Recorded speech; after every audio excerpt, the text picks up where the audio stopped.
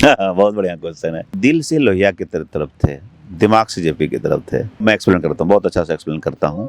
जो कर्पूरी ठाकुर तरस रहे थे लोहिया के साथ जाने के लिए, अब उनको मौका मिलता है। MS गोलवलकर और लोहिया हाथ उठा रहे हैं, गोलवलकर के चेहरे पर मुस्कुराहट है। जनसंघ वाले प्रोसेस में हाँ, कर्पूरी ठाकुर इतने बड़े नेता नहीं थे। अशोक मेहता से बहुत प्रभावित हैं। तो कैसे कांग्रेस में जाते हैं, 3 बार कांग्रेस में जाते हैं। सूरज नारायण सिंह, बसावन सिंह, ये दोनों से बहुत परेशान रहते हैं। कितना लड़े झगड़े कुछ भी हो, आपको जाने नहीं देंगे कर्पूरी।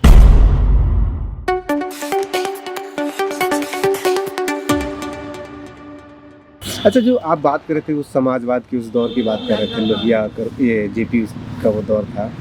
तो जेपी और लोहिया दो लोग इनके साथ इनके पैरेलल में चल रहे हैं। इनका टिल्टनेस किधर था? बहुत बढ़िया क्वेश्चन है। देखिए, क्योंकि ये सवाल जो है ना, हाँ, नीतीश जी के लिए भी पूछा जाता है और ये सवाल लालू यादव के लिए भी पूछा जा सकता है। हाँ, कर्पूरी या ये जेपी या लोहिया। देखिए, दिल से लोहिया की तरफ थे, दिमाग से जेपी की तरफ थे। ये एक्सप्लेन। हाँ, मैं एक्सप्लेन करता हूँ, बहुत अच्छा से एक्सप्लेन करता हूँ। थोड़ा पीछे जाना पड़ेगा। अभी हम लोग रिसर्चर इतिहासकारों का ही प्रॉब्लम हो जाता है कि आप हिस्ट्री पढ़ेंगे तो थोड़ा सा आप ब्रॉडर कंटेक्स्ट में जाते हैं। अब देखिए कि आप कांग्रेस सोशलिस्ट पार्टी बनती है 34 में, 48 में भी खंडित होकर के, क्योंकि उनका दबाव है कि आप कांग्रेस हटा लो, क्योंकि कांग्रेस एक पार्टी नहीं, मूवमेंट है। कांग्रेस क्यों इस्तेमाल करे, तो कांग्रेस नहीं मानती, क्योंकि उससे फायदा होने वाला था उनको।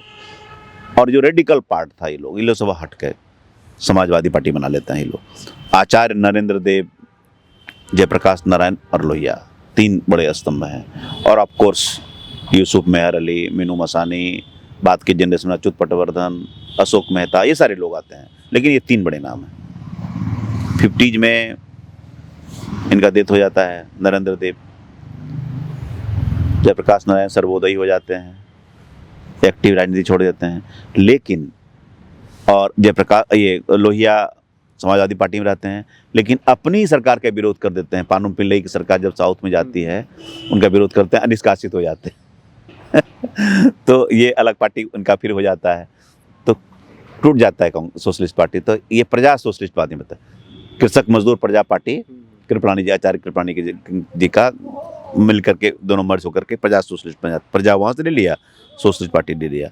तो प्रजा सोशलिस्ट पार्टी का अप्रत्यक्ष रूप से जेपी का बर्दाश्त है, जेपी की ब्लेसिंग है। इसीलिए देखिए, बिहार के जितने बड़े नेता हैं सब प्रजा सोशलिस्ट पार्टी में है ना। सूरज नारायण सिंह, बसावन सिंह, कर्पूरी ठाकुर, भूपेंद्र नारायण मंडल, खैर वो बाद में लोहिया वाले में चले गए थे। तो मेन जो नेता थे ये सब इनके साथ थे। और एक्टिव पॉलिटिक्स में 2 बैक टू बैक इलेक्शन में 52, 57, खास करके 62 तक जोड़ लीजिए, तो सोशलिस्ट पार्टी ने, लोहिया वालों ने बहुत डोल ड्रम से बहुत पैथेटिक परफॉर्मेंस किया है। थोड़ा बहुत 62 में अच्छा किया, लेकिन 52, 57 तो बहुत खराब रहा। तो जब लोहिया सीन में कब आते हैं, जेपी क्या है, जेपी अप्रत्यक्ष रूप से लूट कर रहे थे। भूदानी भी हो गए थे तभी लीड कर रहे थे, और प्रत्यक्ष ब्लेसिंग उनका था। जब लोहिया को लगता है कि कुछ हो नहीं पा रहा है, तब वो कुछ प्रयास शुरू करते हैं। 64 में मर्जर की बात होती है कि प्रजा सोशलिस्ट पार्टी का मर्जर हो जाता है। एक धड़ा नाखुश रहता है, प्रजा सोशलिस्ट पार्टी जीवित रहती है। 65 में जाके फॉर्मल मर्जर होता है बनारस के कन्वेंशन में, और संयुक्त सोशलिस्ट पार्टी बनती है। जो कर्पूरी ठाकुर तरस रहे थे लोहिया के साथ जाने के लिए, अब उनको मौका मिलता है। उसके पहले का कर्पूरी ठाकुर तरस रहे थे। हाँ, कहीं दिल, हाँ, इलेक्टोरल चीज था। मैंने वो इसीलिए बोला ना, प्रैक्टिसिंग पॉलिटिशियन थे वो।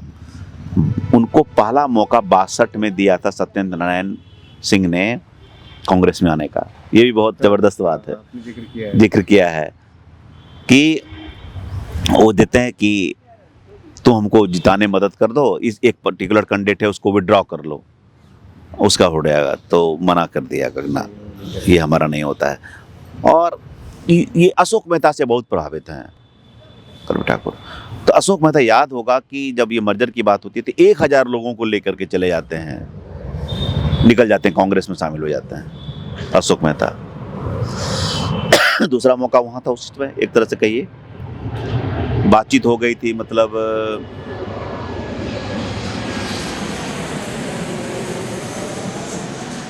गन्ना के किसान थे उत्तर प्रदेश के, एक नेता थे उनके उसमें गेंदा सिंह, तो बातचीत हो रही थी कि भाई कि आप कर्पूरी जी को लग रहा था कि अब कांग्रेस में चला जाए, यहाँ कुछ रखा हुआ नहीं है। तो उस प्रकरण में रामानंद तिवारी की भूमिका जबरदस्त है। वो लौट के आते हैं तो बोलते हैं कितना लड़े झगड़े कुछ भी हो आपको हम जाने नहीं देंगे कर्पूरी जी। गले लगते दोनों भाई रोए। रोए। उसके बाद गेट खुलता है, गेंदा सिंह को नो बोल दिया जाता है। हाँ, तो ये ऐसी दोस्ती थी। तो कैसे कांग्रेस में जाते हैं, तीन बार कांग्रेस में जाते, 62, 64, अशोक मेहता का प्रकरण है। तब आपके प्रश्न पर आते हैं, तो जब बन जाते हैं 64 में होता है, तब इनको एक धारा में मिल जाता है। और ऐसा कुछ नहीं था जेपी को कि विरोध था कि तो लोहिया जी आ गए हैं, तो वो तो चाहते थे कि एकीकृत हो जाए। वो तो ऑन द साइड लाइन्स में थे। तब यहाँ से लोहिया से इनका संपर्क बढ़ता है, इनको राष्ट्रीय राजनीति में भूमिका असाइनमेंट, सब बिहार के बाहर का भी असाइनमेंट दिया जाता है। काफ़ी एक्टिव हो जाते हैं और उनके काफ़ी करीबी हो जाते हैं अपने आइडिया से, अपने, और उनका बॉडी ऑफ वर्क ऑलरेडी तब तक बहुत बड़ा हो जाता है। और जितने भी इनके प्रतिद्वंदी थे सीनियर, उम्र में सीनियर, जैसे सूरज नारायण सिंह, बसावन सिंह, ये दोनों से बहुत परेशान रहते। हाँ, तो तब वो जाकर के वहाँ जाकर के वहाँ ये हो जाता है कि लोहिया के साथ हो गए। और चुनाव होता है, चुनाव में ऑब्वियसली आप देखते हैं कि गठबंधन होता है बाद में। और फर्स्ट एक्सपेरिमेंट होता है कि 67 के चुनाव में प्रदेश स्तर का 9 राज्यों में कांग्रेस हारती है और प्रदेश स्तर का बिहार में पहला प्रयोग होता है।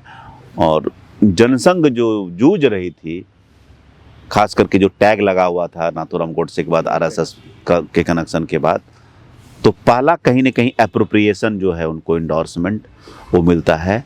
जबकि वो सीन है कि एमएस गोलवलकर और लोहिया हाथ उठा रहे हैं, गोलवलकर के चेहरे पर मुस्कुराहट है और लोहिया के चेहरे पर एक तरह से राय स्माइल है। हाँ, वो थोड़ा सा कहीं ना कहीं दर्द है, जिसको कि मधुलिबी ने एक लेख में बाद में लिखा कि मैं कहता रहा कि मत जाइए, लेकिन उन्होंने कहा कि अभी कांग्रेस को हराने की प्राथमिकता है, इसीलिए हमें साथ आना पड़ा।